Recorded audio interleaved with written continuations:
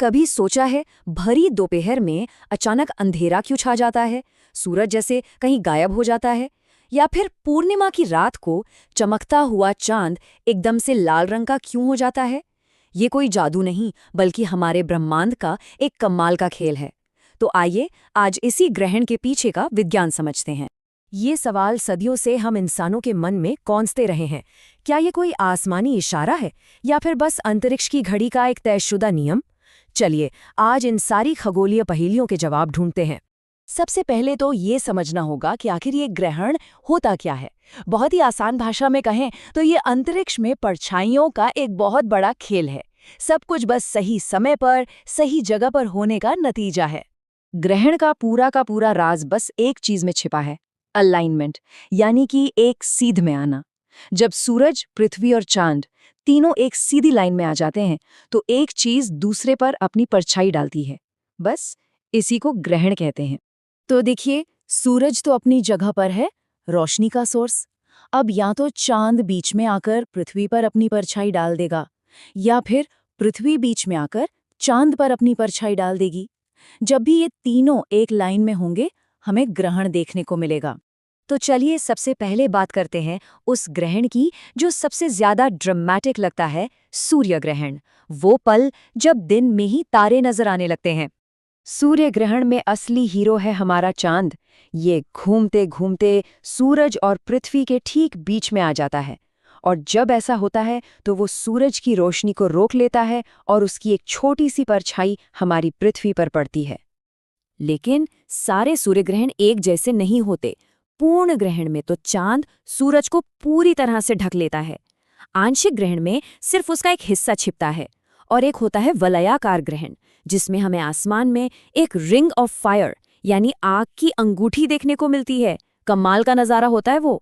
और एक बात हमेशा याद रखने वाली है, सूर्य ग्रहण सिर्फ और सिर्फ अमावस्या के दिन ही हो सकता है, क्योंकि यही वो वक्त है जब चांद अपनी कक्षा में घूमते हुए सूरज और पृथ्वी के बीच में आता है, जो इस अलाइनमेंट के लिए जरूरी है। अब बात करते हैं चंद्र ग्रहण की। इस घटना ने तो न जाने कितनी कहानियों और मिथकों को जन्म दिया है, खासकर जब आसमान में वो मशहूर ब्लड मून दिखाई देता है। चंद्र ग्रहण में हिसाब थोड़ा बदल जाता है। यहाँ हमारी पृथ्वी, सूरज और चांद के बीच आ जाती है। मतलब हमारी धरती अपनी ही परछाई से पूरे चांद को ढक लेती है। तो फिर ये ब्लड मून का क्या चक्कर है? होता ये है कि जब चांद पृथ्वी की घनी परछाई से गुजरता है तो सूरज की थोड़ी सी रोशनी पृथ्वी के वायुमंडल से छनकर चांद तक पहुंचती है। हमारा वायुमंडल नीली रोशनी को तो फैला देता है, लेकिन लाल रोशनी को जाने देता है। और यही लाल रोशनी चांद पर पड़ती है, जिससे वो हमें खूनी लाल रंग का दिखाई देता है। और हाँ, जैसे सूर्य ग्रहण अमावस्या को होता है, ठीक वैसे ही चंद्र ग्रहण हमेशा पूर्णिमा की रात को ही लग सकता है, क्योंकि यही वो समय है जब पृथ्वी, सूरज और चांद के ठीक बीच में होती है। तो सवाल ये है कि ये खगोलीय नज़ारे हमें कितनी बार देखने को मिलते हैं और कहाँ से दिखते हैं? क्या हर ग्रहण हर जगह से दिखता है? चलिए पता करते हैं।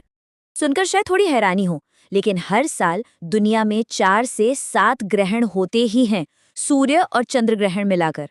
तो ये उतने भी रेयर नहीं है जितना हम सोचते हैं। असली चुनौती है सही समय पर सही जगह होना। और यहीं पर दोनों में एक बहुत बड़ा फर्क है। देखिए, चांद की परछाई छोटी होती है, इसलिए सूर्य ग्रहण पृथ्वी के एक बहुत छोटे से हिस्से से ही दिखता है।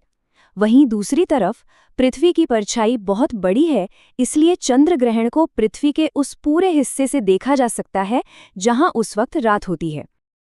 अब इन घटनाओं को देखने का मन बनाने से पहले कुछ बातें जानना बहुत जरूरी हैं, इतिहास से लेकर हमारी अपनी सुरक्षा तक। पुराने जमाने में ग्रहण को लेकर अक्सर डर और अंधविश्वास का माहौल बन जाता था। लोग इसे अशुभ मानते थे, लेकिन आज विज्ञान की वजह से हम जानते हैं कि ये बस हमारे सोलर सिस्टम की एक खूबसूरत और प्रिडिक्टेबल घटना है। और अब सबसे जरूरी बात, एक चेतावनी। सूर्य ग्रहण को कभी भी नंगी आंखों से सीधे नहीं देखना चाहिए। इससे आंखों को हमेशा के लिए नुकसान हो सकता है।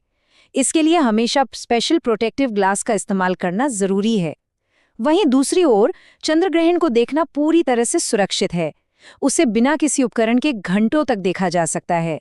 तो अगली बार जब आसमान में ये नज़ारा देखने को मिले तो एक पल के लिए रुकिएगा और सोचिएगा, क्या ये सिर्फ कुछ ग्रहों का एक लाइन में आना है, या फिर ये हमें याद दिलाता है कि हम कितने विशाल, पेचीदा और हैरान कर देने वाले सुंदर ब्रह्मांड का हिस्सा हैं।